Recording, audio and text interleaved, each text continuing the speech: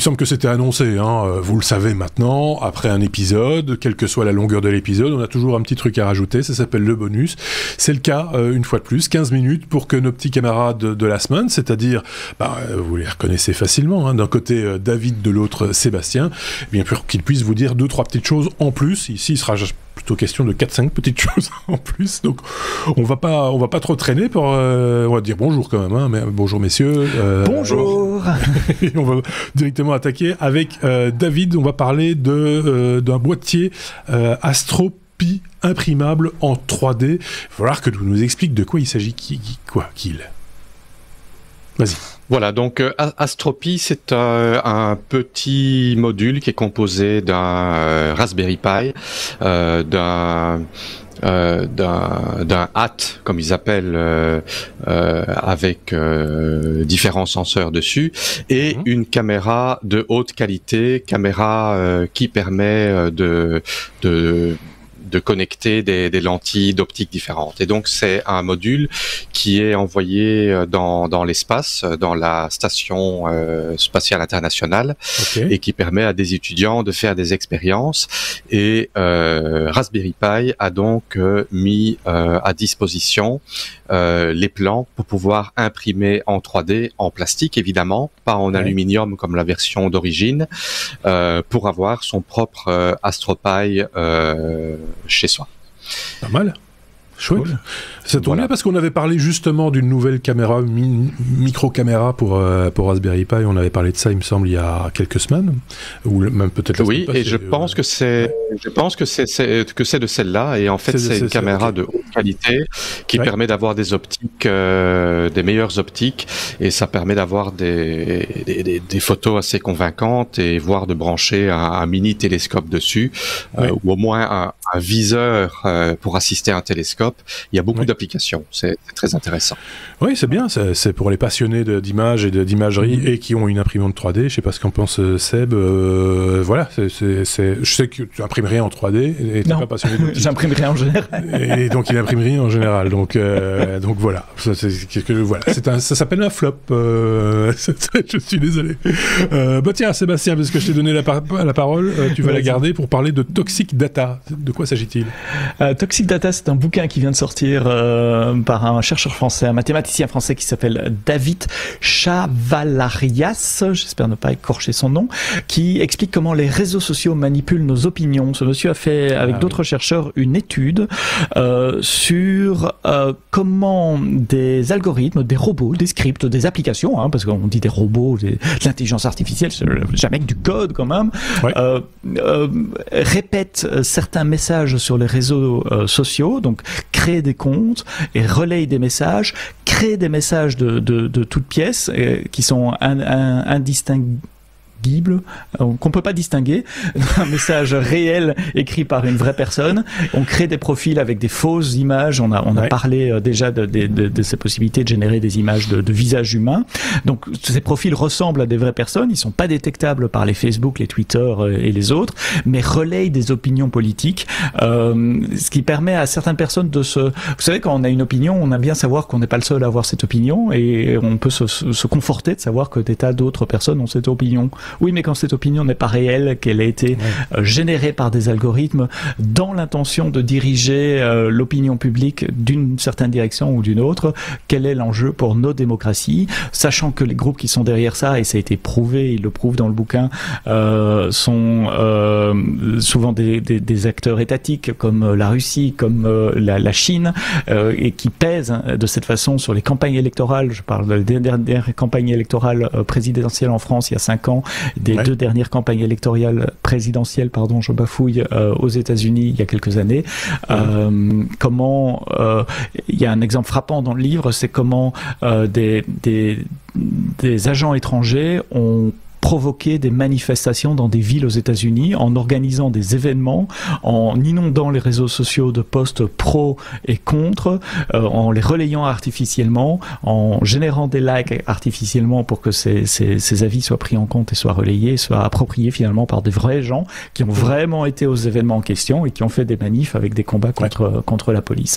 Comment nos démocraties sont manipulées par les réseaux sociaux. Et attention, pas de la faute des réseaux sociaux. Il n'y a jamais eu d'intention de la part de ton copain Mark Zuckerberg ou des autres de nuire. Je ne suis pas en train de dire ça, mais comment certains groupes étatiques utilisent ces moyens, ces médias, parce que ce sont des nouveaux médias. C'est par là que les jeunes s'informent aujourd'hui pour influencer l'opinion publique. C'est passionnant, ça s'appelle Toxic Data, comment les réseaux manipulent nos opinions, par David Chavalarias. On va vous mettre les liens évidemment vers déjà vers le podcast de France Inter, puisque voilà, c'est comme ça que j'ai trouvé. Ouais. Et ça a l'air d'être très bien foutu. Bon, tu dis c'est pas de la faute des réseaux sociaux, c'est parce qu'il laisse aussi des portes ouvertes grandes comme des maisons. Non, j'ai dit c'est pas l'intention des réseaux sociaux. C'est pas l'intention. Ils n'ont pas été créés pour ça, ils n'existent pas pour ça. Mais ils le permettent.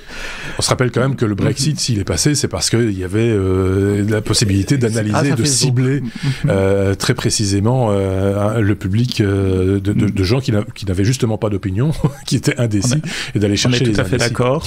Mais de là à dire que c'est Facebook qui a fait le Brexit, non, c'est l'inverse. C'est des gens mal intentionnés ou intentionnés, différents de moi peut-être, qui essayent d'influencer l'opinion publique à travers ces outils-là.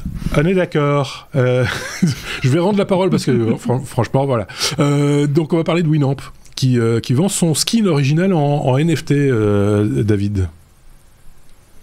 Oui, donc Winamp a décidé de mettre aux enchères son skin original de 1997 ou 1997 aux enchères. Les enchères se tiendront du 16 au 22 mai prochain sur la plateforme OpenSea, et ça sera suivi par une vente séparée d'une vingtaine de travaux graphiques dérivés de ce skin original qui seront également mis aux enchères. Et tous les gains vont être donnés à la fondation Winamp qui elle-même a promis de la donner à une société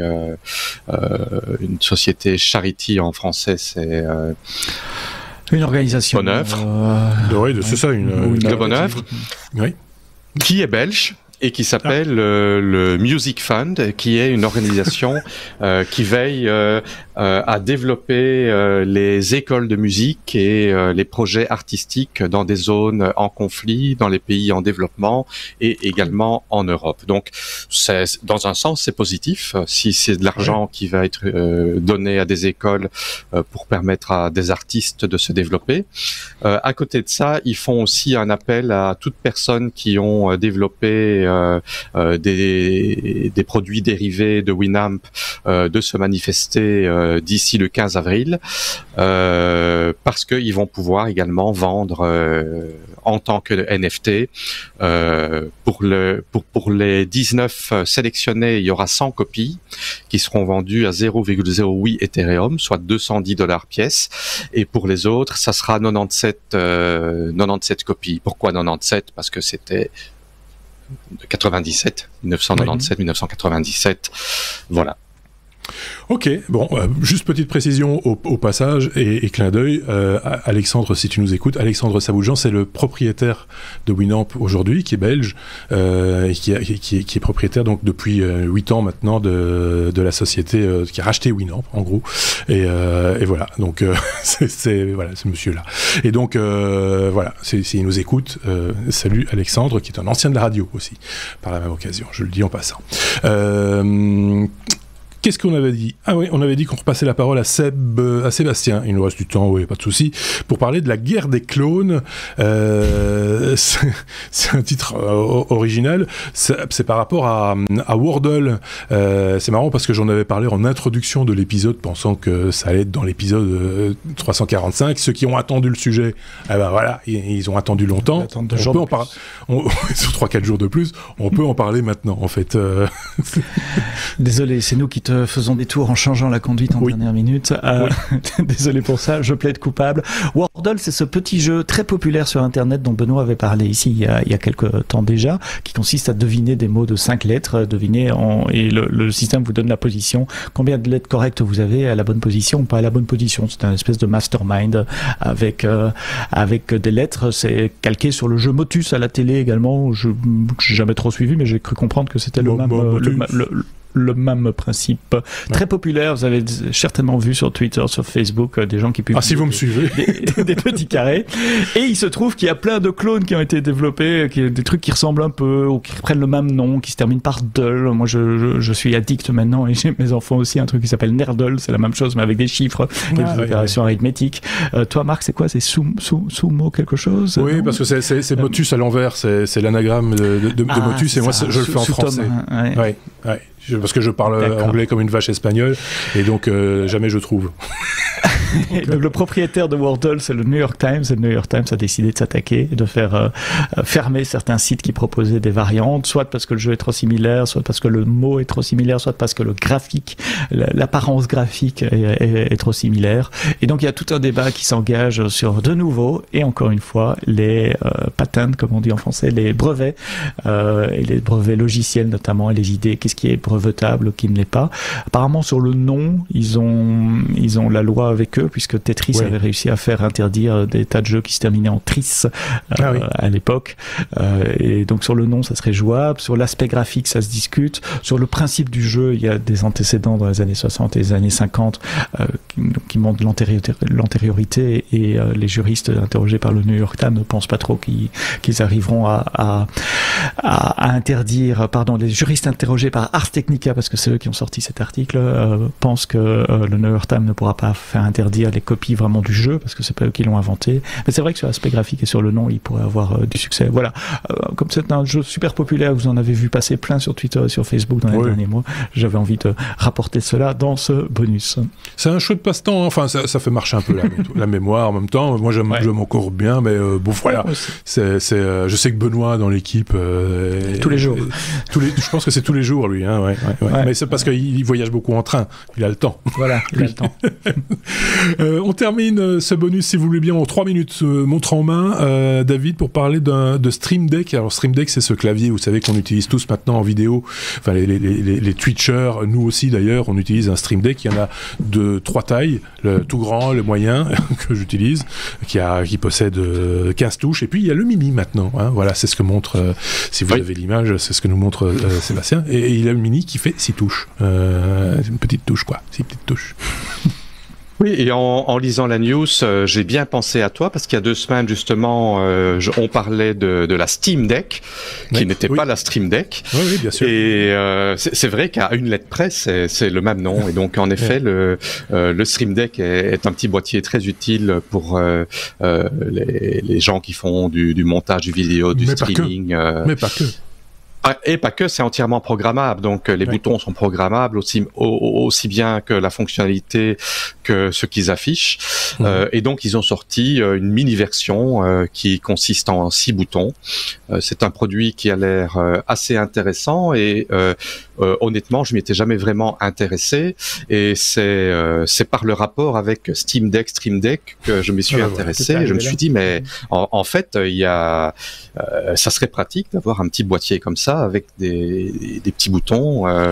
Alors tu peux les lier à l'application qui est en cours. Si par exemple tu es dans Photoshop, tu peux faire une programmation avec tes raccourcis Photoshop ou autre, n'importe quelle application. Tu peux l'utiliser aussi pour du streaming, pour lancer des sons, pour lancer des images, des vidéos, commuter des caméras, etc. Enfin, tu peux faire tout ce que tu veux. Et alors pour ceux qui n'ont pas l'image, évidemment, je m'en voudrais de ne pas le rappeler, les petits boutons en question, c'est pas un bête clavier. Chaque bouton est un écran, donc couleur dans lequel vous pouvez afficher ce que vous voulez.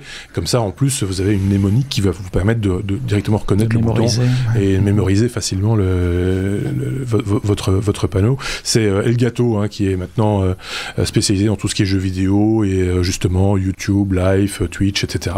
Et qui fait comme ça toute une gamme d'accessoires vraiment utiles, un peu chers, mais vraiment utiles. Il faut bien le dire. Ceux qui connaissent évidemment me disent mais de quoi il parle, évidemment on connaît, machin, etc. Mais tout le monde ne connaît pas. Et donc tu fais bien de... mais je ne connaissais pas. J'ai découvert aujourd'hui et j'y ai pensé parce que justement tu avais fait le lapsus avec Steam Deck et voilà, c'est ça que j'ai accroché et j'ai découvert un produit très intéressant. Je devrais toujours faire des lapsus. C'est ça que tu essaies de me dire en fait. Voilà. Merci David pour ces news, merci également. Il est temps que j'arrête. À Sébastien pour ce bonus. On va se dire à très bientôt évidemment et à très bientôt. Ce sera pour un prochain épisode avec d'autres chroniqueurs. Passez une très bonne semaine. À très bientôt. Au revoir.